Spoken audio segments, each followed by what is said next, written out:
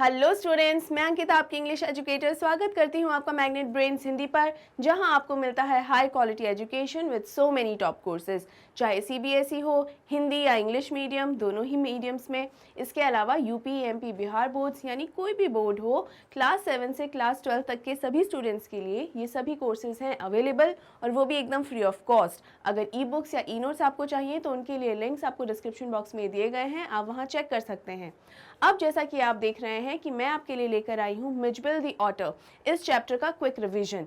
ये जो quick revision है स्टूडेंट्स, इसमें सारे वो पॉइंट्स हैं, सारे वो की पॉइंट्स हैं जिसको अच्छे से जब आप पढ़ लेंगे तो आपके लिए जितनी भी डिटेल्स हैं इस चैप्टर से जुड़ी हुई सब अच्छे से क्लियर हो जाएंगी। और अगर कोई माइन्यूट इन्फॉर्मेशन छूट भी गई है आपसे ड्यूरिंग एक्सप्लेनेशन तो यहाँ आप उसे कवर कर पाएंगे, ठीक है। लेकिन एक चीज़ हमेशा ध्यान रखिए कि क्विक रिवीजन जो है हमेशा आपके चैप्टर के पूरे एक्सप्लेनेशन को पढ़ने के बाद आपको पढ़ना चाहिए, तभी ये बहुत ज़्यादा हेल्पफुल होता है। ऑलराइट, चलिए स्टूडेंट्स, अब क्विकली हमारा क्विक रिवीजन स्टार्ट करते हैं।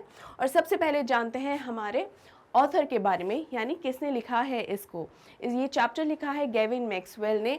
Gavin Maxwell and he was a British naturalist and author, best known for his non fiction writing and his work with otters. Student, सबसे पहले जान लेते हैं इनका जन्म हुआ था 15 जुलाई 1914 को और इनकी डेथ हुई थी 7 सितंबर 1969 को।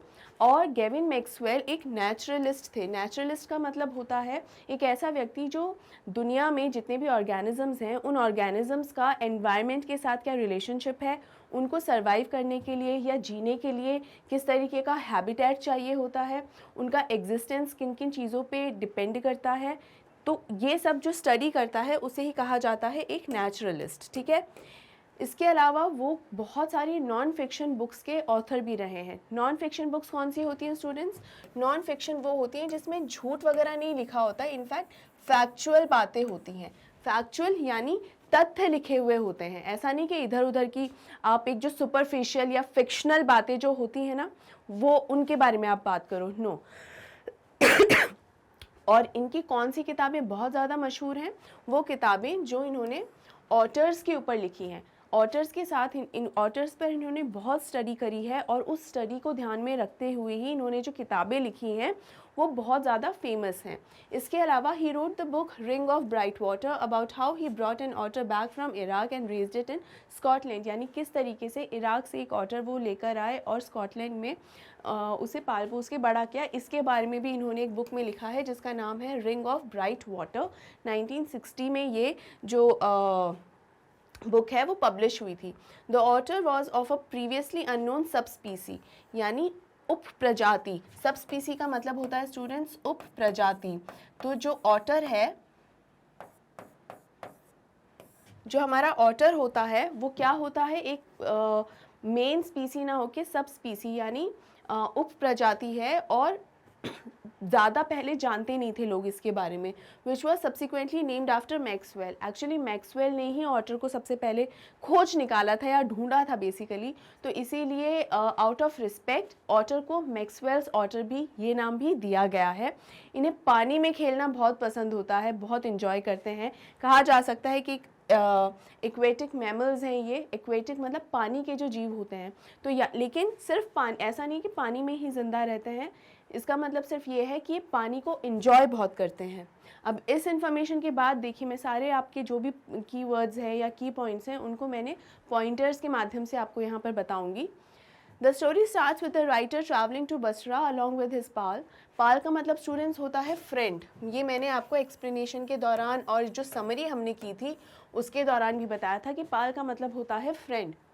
At some point in their journey, the author expresses his choice to domesticate an otter because after he had lost his pet dog, he feels lonely.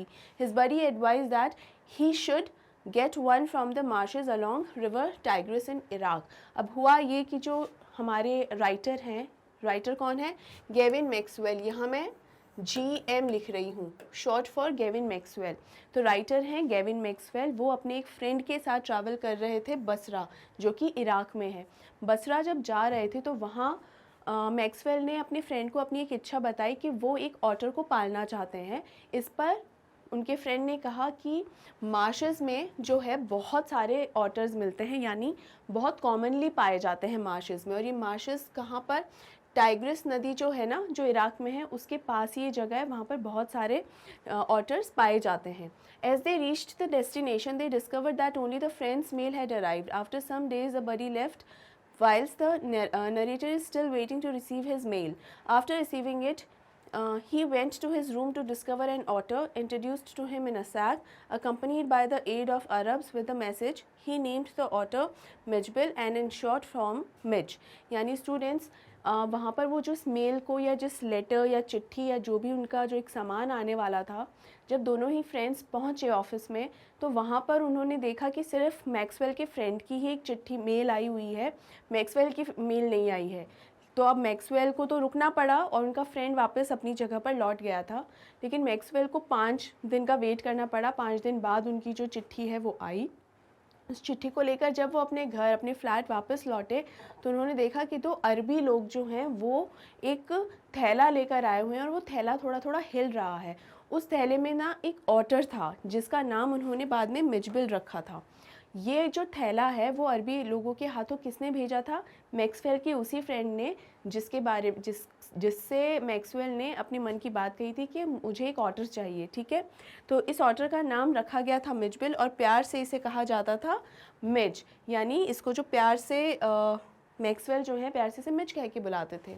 It took some time for Mitch to get familiar with his surroundings. Mitch cherished playing with water and learned to open the faucet himself. The time is passing smoothly in Basra. However, now it was time to go back to London. इस paragraph के अंदर कहीं ना कहीं कुछ characteristics बताई गई हैं, सारी नहीं, कुछ कैरेक्टरिस्टिक्स ऑफ मिज। क्या बताया गया है कि शुरुआत में तो क्योंकि एकदम नया माहौल था मिच के लिए एकदम, तो वो शुरुआत में तो बिल्कुल दूर दूर रहता था मैक्सवेल से, लेकिन धीरे धीरे जब कंफर्टेबल हुआ तो काफ़ी फ्रेंडली हो गया मैक्सवेल से। और उसको क्या समझ में आया, वो क्या एंजॉय करता है, पानी से खेलना बहुत एंजॉय करता है। उसे फॉसेट खोलना यानी जो नल होता है वॉशरूम्स के, वो ओपन करना आ गया था। और धीरे धीरे बसरा में जब टाइम इसी तरह खेल कूद के अंदर बीत गया और अब टाइम था कि वो वापस लंदन चले जाएं। अब लंदन क्यों जाना था? क्योंकि मैक्सवेल लंदन में ही रहते थे, बसरा में सिर्फ काम के लिए आए हुए थे, ठीक है। As British Airlines did not permit animals, so he had to took some other flight that allowed Midge on a flight, but in a box. The narrator put him in a box an hour before the flight in and left for having a meal. अब हुआ ये कि जब वो British airlines से London जा रहे थे, तो ब्रिटिश एयरलाइंस परमिशन नहीं देती है, कोई परमिशन नहीं देती है कि आप किसी जानवर को अपने साथ लेकर जा सको। मतलब आप ब्रिटिश एयरलाइंस की फ़्लाइट्स के अंदर जानवरों को अपने साथ लेकर नहीं जा सकते, इसीलिए उन्होंने कोई दूसरी फ़्लाइट ली। ये फ़्लाइट कैसी थी? डायरेक्ट लंदन के लिए नहीं थी, ये फ़्लाइट थी पहले पेरिस जाती और पेरिस से फिर लंदन जाती। इस एयरलाइन में जानवर ले जाना तो अलाउड था, लेकिन आपको उन्हें एक डब्बे में लेकर जाना था और वो डब्बा 18 इंच से ज़्यादा बड़ा नहीं होना चाहिए। तो इसीलिए नरेटर ने एक डब्बा बनाया। नरेटर कौन? हमारे गेविन मैक्सवेल। उन्होंने एक बॉक्स बनाया जिसके अंदर उन्होंने मिज को रखा। करीब 1 घंटा पहले, फ़्लाइट में बैठने के 1 घंटा पहले उन्होंने रखा, ताकि उसको थोड़ा आदत हो जाए उस बॉक्स की। और उसको बॉक्स में रख कर वो कहाँ चले गए? वो अपना मील यानी खाना खाने के लिए चले गए। अब आगे क्या होता है?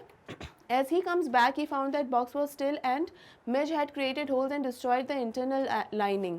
As a result, blood was coming out of the holes. He became scared and rushed to the airport as it's only 10 minutes left for the flight to take off. अब हुआ ये कि जैसे ही वो खाना खा के लौटे तो देखा कि पूरा डब्बा तो खून से लबालब है। सांस लेने के लिए जो होल्स बनाए थे, छेद करे थे पूरे बॉक्स के अंदर, वहाँ से भी खून आ रहा है। तो वो डर गए एकदम कि ये क्या हुआ। और अभी मिजबिल ने उसके बाहर, बॉक्स से बाहर निकलने के लिए बहुत मशक्क़त की थी, इसी वजह से उसको वो चोटिल भी हो गया, घायल हो गया था, इसलिए खून आ रहा था। वो इतना डर गया मैक्सवेल कि पता नहीं क्या ही हो गया है, इसीलिए और डब्बे को वापस ठीक करा। लेकिन अब ये सारा काम करने में सिर्फ 10 मिनट बचे थे फ़्लाइट पकड़ने में। He cleaned the box and reached the airport on time. Also, he explained the whole incident to the air hostess, who suggested him to keep the container on his lap. Gavin was thankful for her kindness towards him. अब हुआ ये कि जैसे डब्बा ठीक तो करा, लेकिन अब इतना टाइम नहीं था कि डरे हुए मिजबिल को वो संभाले मैक्सवेल, क्योंकि सिर्फ 10 मिनट रह गए थे फ़्लाइट पकड़ने में। वापस से मिजबिल को डब्बे में रखा है, लेकिन इस बार ढक्कन नहीं लगाया, लिड नहीं लगाई, और अपने साथ लेके उस बॉक्स को जल्दी से एयरपोर्ट की तरफ भागे वो। जो कार भी थी, जो टैक्सी ड्राइवर था, उसने इतनी तेज़ कार चला के किसी तरह समय से पहुंचा दिया एयरपोर्ट पे। एयरपोर्ट पहुंचे तो वहाँ पे जो लोग थे वो बहुत ज़्यादा गुस्से में थे कि कितना लेट आया है ये, बट फिर भी समहाउ वो बैठ गया फ़्लाइट में और सबसे फ्रंट सीट मिली थी, ठीक है, तो वहाँ पर भी वो खुश था। और यहाँ पर एयर होस्टेस को भी कॉन्फिडेंस में लेने के लिए मैक्सवेल ने सारा इंसिडेंट बता दिया कि कुछ देर पहले क्या क्या हुआ, और मिचबिल अभी भी डरा हुआ है। लेकिन एयर होस्टेस ने बहुत ही कामली और बहुत ही अच्छे से बिना अच्छे से मैक्सवेल को समझाया कि बेहतर होगा कि मिचबिल को अगर आप अपनी गोद में लेकर बैठ जाएं, ताकि वो और भी ज़्यादा कंफर्टेबल रहे और सिक्योर और सेफ फील करे। As soon as he opened the container, the otter leapt out and disappeared, thereby developing chaos in flight. Passengers had been fearful. The air hostess had taken him again to Gavin, and eventually they reached London. अब हुआ ये कि जैसे ही गोद में बैठाने के लिए उसे बाहर निकाला तो क्या हुआ, वो मिचबिल उछल के पूरी फ्लाइट में इधर उधर दौड़ने लगा। सब लोग डरने लगे, कोई सीट पे चढ़ गया, कोई रैट रैट कह के बुलाने लगा। लेकिन एयर होस्टेस बिल्कुल भी पैनिक ना होते हुए उसने सबको रिलैक्स किया और गेविन से कहा अपनी जगह बैठ जाइए, और फिर उसने ऑटर को ढूंढ के, यानी हमारे मिचबिल को ढूंढ के वापस मैक्सवेल को दे दिया, और बहुत ही कामली एयर होस्टेस ने पूरी जो सिचुएशन है हैंडल करी। और इसी तरीके से परेशान होते हुए इधर उधर भागते डोलते वो लंदन पहुंच ही गए। Mitch was fond of ping pong balls and marbles. He even developed recreation with the narrator's broken suitcase. The narrator took him to work and the people of London had wild guesses about the animal. अब यहाँ ये हुआ कि London पहुँचने के बाद वहाँ पे वो अलग अलग तरीके के खिलौनों से खेलता था। मैक्सवेल ने सारे खिलौने उसके लिए लाकर रख रखे थे, जैसे टेरापिन शेल है जो कि मार्शस का स्पेशल एक खिलौना है स्पेशली फॉर ऑटर्स। इसके अलावा पिंग पॉन्ग बॉल्स जिससे वो खेलता था, सूटकेस पे, टूटे हुए सूटकेस पे लुढ़काता था, इधर से लुढ़काता था और इधर आके कैच करता था। तो ये अपनी तरफ से गेम्स खेलते रहता था। और जब भी मिचबिल को मैक्सवेल बाहर लेकर जाता था तो लोग अपनी अपनी गेसेस लगाते रहते थे, अंदाजे लगाते रहते थे कि ये कौन सा वाला जानवर है। A few people think him to be an infant seal, squirrel or maybe a hippo. The most shocking response came from a laborer digging the hole who asked the author, What's that purported to be?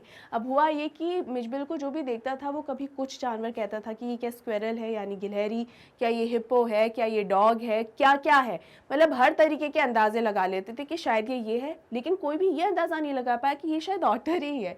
तो सब कुछ अंदाजे लगा लिया।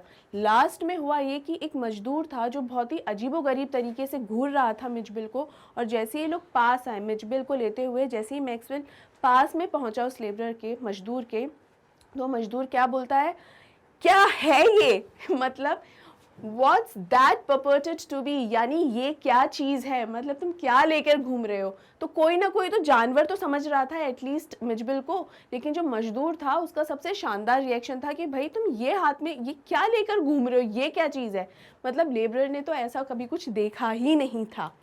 तो students यही quick revision हमारा यहाँ पे कंप्लीट होता है। होपफुली आपको सारे पॉइंट्स जो कहीं मिस भी अगर हो गए होंगे तो अब कवर हो गए होंगे। फिर भी डाउट अगर रह जाता है तो आप हमेशा की तरह कमेंट सेक्शन में कमेंट करके पूछ सकते हैं। I will be more than happy to help you out. और स्टूडेंट्स आपको इस वीडियो को लाइक तो करना ही है, ज़्यादा से ज़्यादा शेयर भी करना है, और मैग्नेट ब्रेन्स हिंदी को अगर सब्सक्राइब नहीं किया है तो अभी उसे सब्सक्राइब भी करिए, क्योंकि हाई क्वालिटी एजुकेशन के साथ मैग्नेट ब्रेन्स हिंदी प्रोवाइड करवाता है ये सभी टॉप कोर्सेज एकदम फ्री ऑफ कॉस्ट। क्लास 7 से क्लास 12 तक के लिए सभी कोर्सेज अवेलेबल है एकदम फ्री ऑफ कॉस्ट। और अगर आपको ई बुक्स या ई नोट्स चाहिए तो आप डिस्क्रिप्शन बॉक्स में लिंक्स आपको मिल जाएंगे, आप चेक कर सकते हैं। और चैनल से रिलेटेड लेटेस्ट अपडेट्स के लिए हमें फॉलो कीजिए इंस्टाग्राम, टेलीग्राम, फेसबुक और ट्विटर पे। तो स्टूडेंट्स अपनी तैयारी पक्की रखिए, मेरे साथ बने रहिए और take care, see you soon and thank you so much.